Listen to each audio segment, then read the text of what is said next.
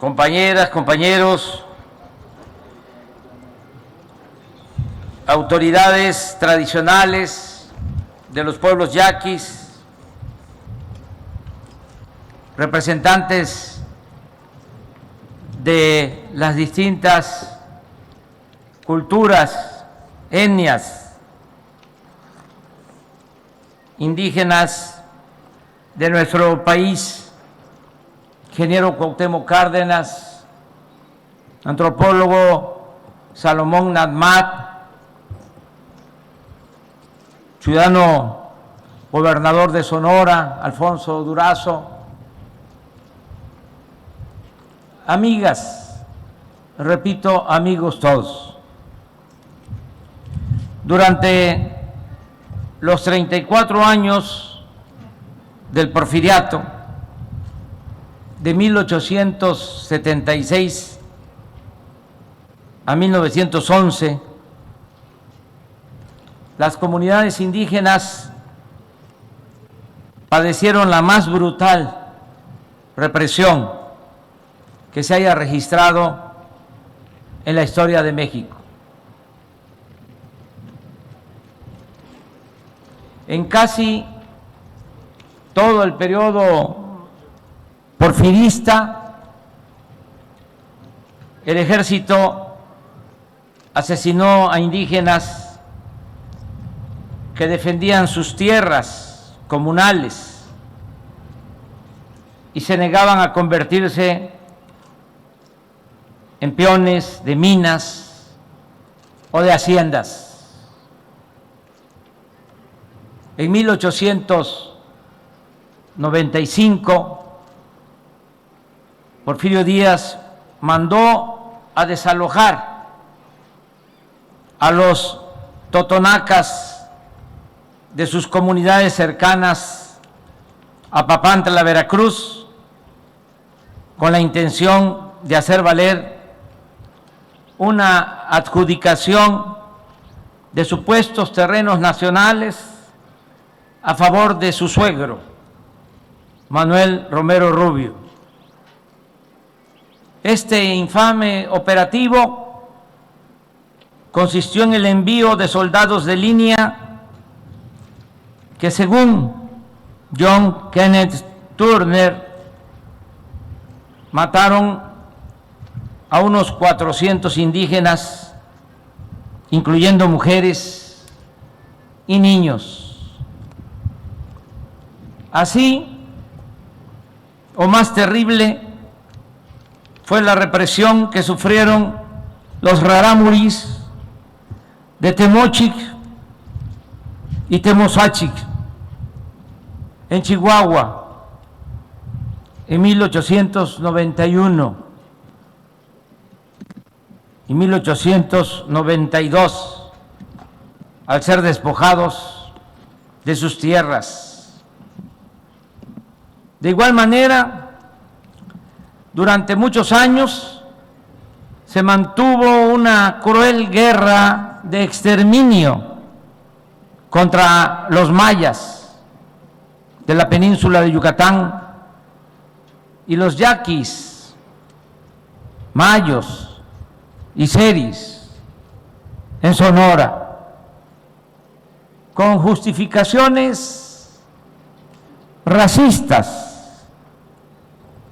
Todos fueron tratados con brutalidad.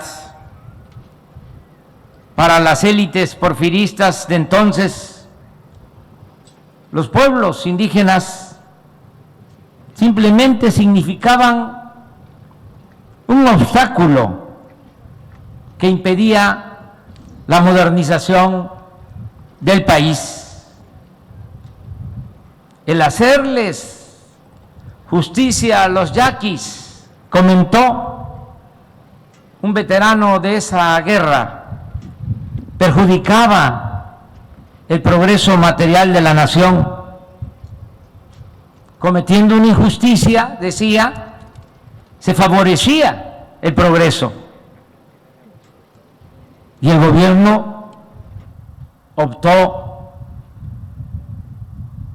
por lo segundo, es decir, por el progreso sin justicia. Los pueblos originarios fueron considerados enemigos a los que había que someter o destruir. En cada uno de sus informes, en ese entonces semestrales, Porfirio Díaz rendía cuentas sin recato alguno de ese deplorable propósito. Por ejemplo, en abril y septiembre de 1900 habla de la rebelión de los yaquis, mayos y mayas, y expresa que han sido redobladas las medidas militares. El diputado Justino Fernández, que contesta el último informe de ese año, asegura que pronto terminará, lo cito, entre comillas, la insensata rebelión indígena, dada la severa represión que se le ha aplicado. En 1901, Porfirio informó que estaba a punto de aplastar la rebelión de los mayas de Yucatán. Al año siguiente los considera sin iniciativa, decía, para combatir, y los tacha de grupos errantes que resisten en la selva sin someterse. En 1903 informa que el estado de Campeche, donde también se habían rebelado los mayas, estaba prácticamente en paz. Esa paz de los sepulcros, la paz de la represión. En cuanto a los yaquis de Sonora, en 1902 dice que siguen resistiendo a pesar de la represión del Ejército Federal.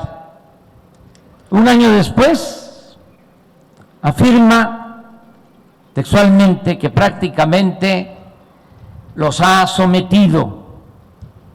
Por último, en 1904 declara formalmente concluidas las interminables campañas de pacificación de Sonora y Yucatán. En la celebración del 2 de abril de ese año se otorga a Porfirio, cito, el gran cordón militar por haber concebido y llevado a buen término la campaña contra los indios salvajes de Yucatán. Es importante repetir y dejar en claro que las guerras de exterminio contra la población indígena tenían como propósito central el despojo de sus tierras, de sus bosques y de sus aguas. Así lo expresa el mismo Porfirio cuando en 1902 justifica la creación del territorio federal de Quintana Roo, hoy estado de Quintana Roo, sobre una extensa porción del estado de Yucatán, diciendo con toda crudeza, lo cito, que esa espaciosa zona del suelo mexicano, conquistada palmo a palmo a las tribus rebeldes que de ella se habían adueñado, se iban a entregar a la benéfica, estoy citando, influencia de los capitales. En la visión del dictador, los territorios donde vivían los indígenas desde tiempos inmemoriales no les pertenecían. Y en el discurso oficial era de uso común la palabra salvajes, bárbaros, con esa concepción racista que se padece desde la llegada de los invasores españoles. También en los documentos oficiales, en los discursos, se repite una y otra vez la palabra represión. Las llamadas campañas contra los mayos y yaquis fueron en realidad una segunda conquista, no menos brutal que la de 1521. Una vez más, los bárbaros eran quienes con el uso de la fuerza despojaban y trataban como extraños a los dueños originarios de las tierras, mediante una guerra cruel y dispareja, para la cual el régimen adquirió las más sofisticadas armas de la época. En la obra El Porfiriato, la vida social, dirigida por Daniel Cosío Villegas, se afirma, sin considerar la represión de los mayas, cito, que el gobierno federal empleó 4,800 soldados contra los yaquis y 3,000 contra los mayos, o sea, la cuarta parte del Ejército Nacional de ese entonces.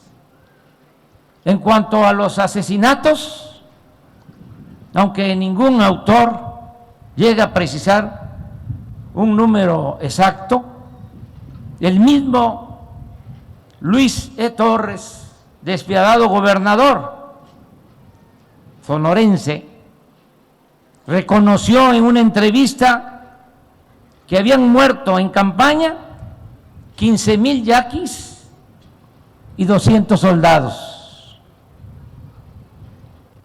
más otros muchos hombres, mujeres y niños que fallecieron en las infames deportaciones y por las condiciones de esclavitud a que eran sometidos en el sureste del país.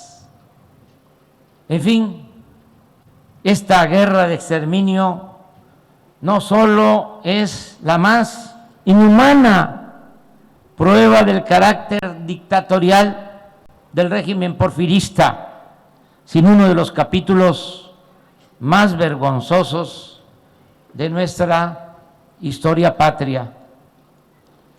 Para los conservadores, los insensatos, que todavía afirman que la Revolución Mexicana no sirvió de nada y que el pueblo estaba mejor con Porfirio Díaz, es importante en esta ocasión recordar algo que narra el historiador José Valadez sobre el inicio de la revolución en el sur de Veracruz, cuando el coronel magonista Cándido Donato Padua relata que andando en campaña lo encontró un grupo de familias yaquis en el sur de Veracruz, 25 hombres, 14 mujeres y un gran número de niños yaquis deportados, que permanecían como esclavos en una hacienda azucarera y le pidieron que los liberara.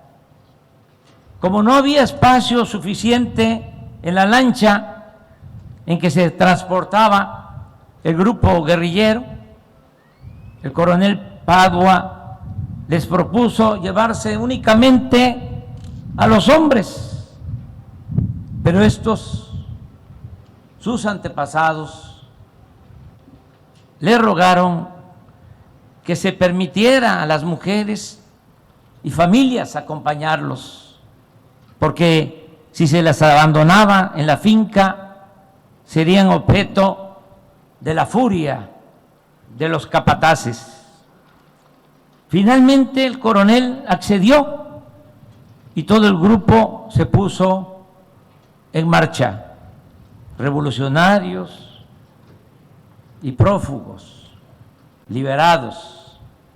Ocuparon la nave en que habían llegado los rebeldes y un viejo lanchón, pero al día siguiente hubo la necesidad de abandonar las embarcaciones y emprender el camino a pie.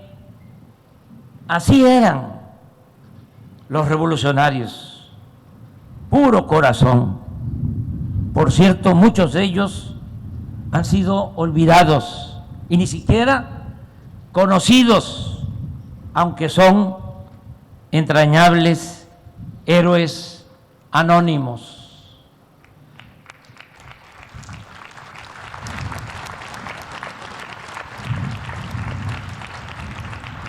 Tampoco debe pasarse por alto que Francisco I. Madero, en su libro La sucesión presidencial, escrito en 1908, acusó al sonorense Ramón Corral de la guerra contra los yaquis. Ni debe olvidarse que desde los primeros días de su triunfo, el apóstol de la democracia, Francisco I. Madero, buscó hacer justicia a estos pueblos, no sin enfrentar la oposición del gobierno provisional y reaccionario de León de la Barra. De igual forma, deben ser recordados por su solidaridad con estos pueblos yaquis el presidente Adolfo de la Huerta, y sobre todo, como es de dominio público, el justo y patriota general Lázaro Cárdenas del Río, quien reconoció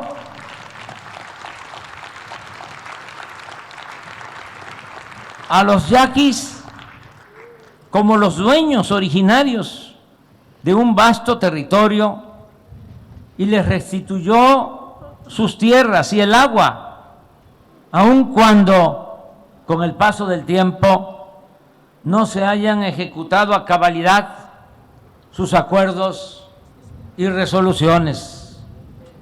Vino después, como ya sabemos, un largo periodo de simulación e hipocresía en el que se hablaba de respeto a los pueblos originarios, pero se permitía su opresión, su explotación y el saqueo de sus recursos. Ese régimen ha quedado atrás. El Estado mexicano no debe permitir nunca más la marginación, el abuso y las injusticias en contra de los yaquis ni de ningún otro grupo étnico o cultural de nuestro país. Por ello, ahora venimos a refrendar nuestro compromiso de hacer justicia a los pueblos yaquis. Primero deseamos ofrecerles perdón por los crímenes de Estado que se cometieron contra sus antepasados, sobre todo durante el Porfiriato, aunque no solo durante esa dictadura. Y también estamos aquí para tratar de reparar en la medida de lo posible el daño que se ha cometido a los pueblos yaquis, destinando recursos del presupuesto público para la dotación de tierras, garantizar el derecho y mejorar el aprovechamiento del agua, así como para llevar a cabo un programa integral para el bienestar de los pueblos. No estamos iniciando en este acto estas acciones. Llevamos alrededor de 2 años trabajando de manera conjunta con las autoridades tradicionales y ya empiezan a verse resultados. Estoy seguro que en los 3 años que me quedan como presidente terminaré de cumplir con todos los compromisos que hoy estamos refrendando y acordando.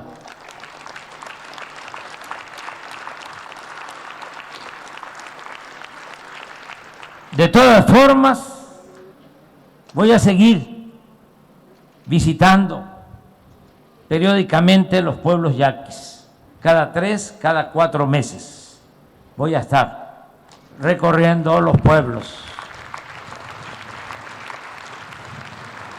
para que se cumpla el plan de justicia a los pueblos yaquis, que podría resumir en 3 grandes e importantes acciones. Primero, el restituir sus tierras hasta en 20,000 hectáreas. Hoy ya firmé la entrega de 2,900 hectáreas y vamos a seguir entregando la tierra a los pueblos yaquis. Segunda acción, que no falte el agua para los pueblos y que se tenga agua suficiente también para la agricultura y que el distrito de riego lo administren las autoridades tradicionales de los pueblos yaquis. Vamos a invertir solo en el plan hidráulico alrededor de 6,000 millones de pesos y es mi compromiso para que haya agua en los pueblos yaquis. Y tercero, ya empezamos con un programa integral para mejorar la situación en cada comunidad, en cada pueblo, con introducción de drenaje, mejorando las calles. Ya se han entregado alrededor de 1,500 créditos. No es crédito, es apoyo para vivienda, no es crédito. Y vamos a seguir apoyando para la ampliación, el mejoramiento y la construcción de vivienda. Y vamos a impulsar la educación. Y aquí está Zoé Robledo, porque en cada pueblo va a haber una unidad médica rural y vamos a tener un nuevo hospital del IMSS Bienestar. Y vamos a seguir con mejoras urbanas. Todo esto lo estamos haciendo primero en común acuerdo con las autoridades tradicionales. Nada se está haciendo sin consultar a las autoridades de los pueblos y nos están ayudando mucho. También hay un equipo del gobierno federal dedicado a cumplir este compromiso. El coordinador es el compañero Adelfo y él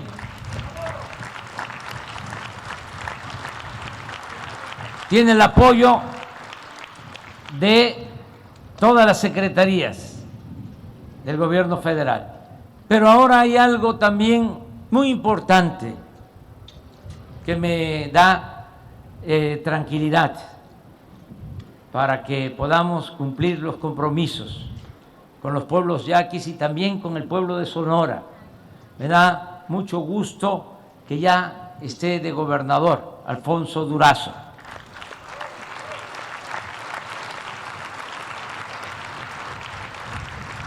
Que él también va a estar pendiente y me va a acompañar para que se cumpla todo, que no quede nada pendiente. Y tenemos que terminar en diciembre del 23, aunque si el pueblo lo decide, si lo quiere el creador, la naturaleza, la ciencia, pues yo voy a terminar hasta finales de septiembre del 24, pero ya estoy preparando todo para concluir las obras en diciembre del 23, para no tener nada pendiente, no dejar ninguna obra sin terminar, que yo me pueda ir con mi conciencia tranquila. Lo hago porque ya lo expresé, porque es un acto de justicia a sus antepasados, los yaquis, y es un acto de justicia a todos los pueblos indígenas de México. La verdad más íntima, más entrañable de nuestro país, de nuestra nación. Pero también lo hago por mis convicciones, por mis propias convicciones, porque desde hace muchos años he sostenido que por el bien de todos, primero los pobres. Muchas gracias, amigas y amigos.